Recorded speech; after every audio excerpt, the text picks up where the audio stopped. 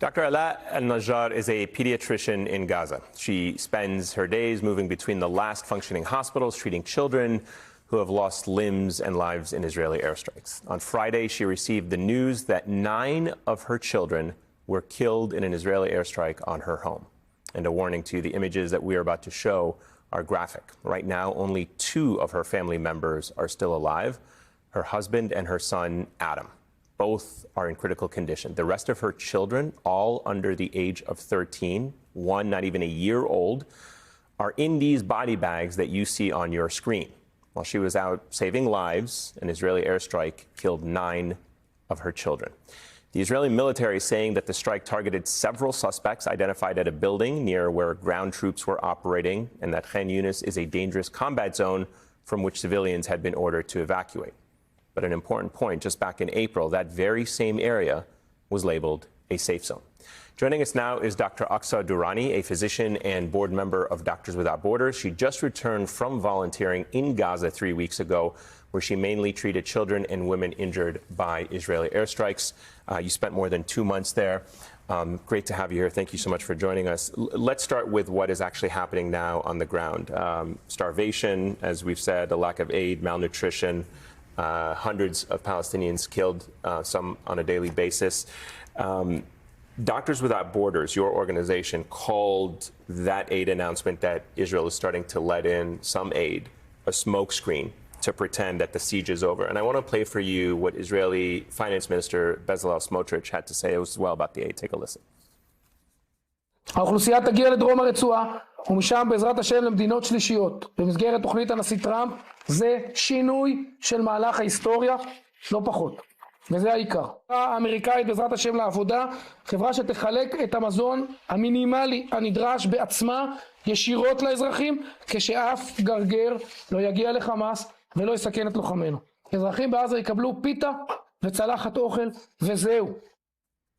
As somebody who just returned from Gaza, I want you to comment on the trickling of aid that is coming in and whether or not there's an ulterior motive behind it, as people have criticized the Israeli government for using aid to kind of deflect the criticism that they're facing internationally. Ayman, the aid that has entered in the last few days is woefully inadequate. We have seen that the number of trucks allowed in has just been a fraction of the number that were allowed prior to the war. And, you know, it's just a distraction. It truly is just a distraction because we still have staff members who are only eating 1 meal a day. We still have children who are being injured at food distribution sites because they're so crowded and there are so many people that are waiting that they get burned by the jostling of the hot food. The amount of aid that has been allowed in is not adequate. It is absolutely not adequate. Do you think there's an ulterior motive here on the part of the Israelis to concentrate the Palestinian population in the southern part of Gaza? I mean, the Prime Minister said that they want to reoccupy and retake full control of Gaza, and people are saying that aid is being weaponized by putting it in the southern part. You're forcing the entire population to migrate.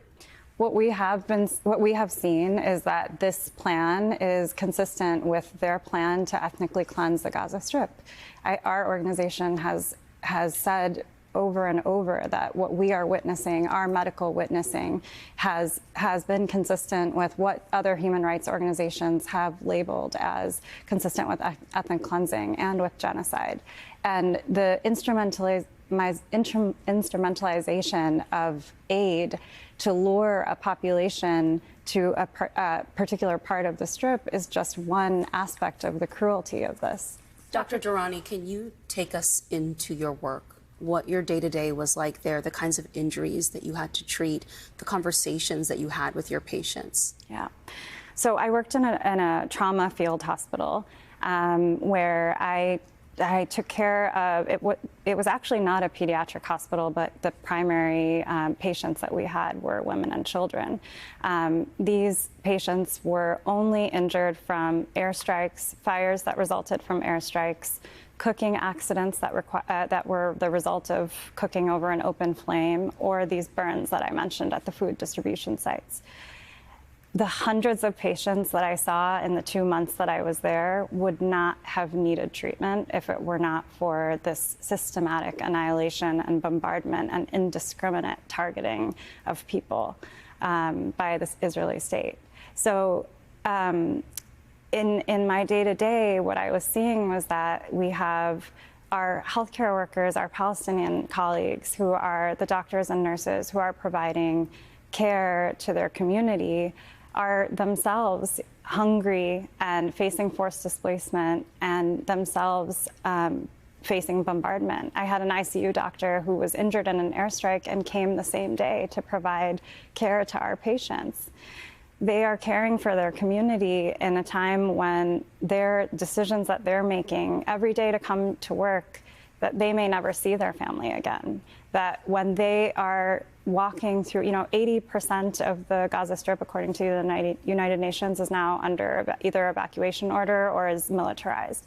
So when they're walking to work, they are risking that they may never see their children again. They are, the weight that they're bearing is unspeakable. And I think that what in terms of conversations with my patients, it was just that people are exhausted. They need this to stop. They just want it to stop. Dr. Durrani, there has been a lot of attention, justly so, paid to malnutrition and starvation that a lot of your patients have faced. My understanding is that it's also been difficult to get medications and medical supplies into the area. Could you talk about how that has complicated your work? Yeah, absolutely. I would say that, I've done this work across decades and across continents, and this is the first time that I've ever had to ration supplies or look patients in the eye and say that I didn't have something that I knew was just miles away, being blocked by Israel. For us, having to ration food when we have burn patients, who are particularly children, who need protein for nutrition to recover from their burns, when we have patients that have painful wounds that need dressings, that need pain medications that we can't provide, that we have to ration, it's forcing us to make unspeakable decisions. And again, if all of this would stop, if the indiscriminate killing and maiming of people in Gaza would stop. Dr. Durrani, thank you so much for your time. Thank you so much for your work, and we appreciate you joining with us. We know it's not safe to be an aid worker in these conditions, so we thankfully have you here. Appreciate it.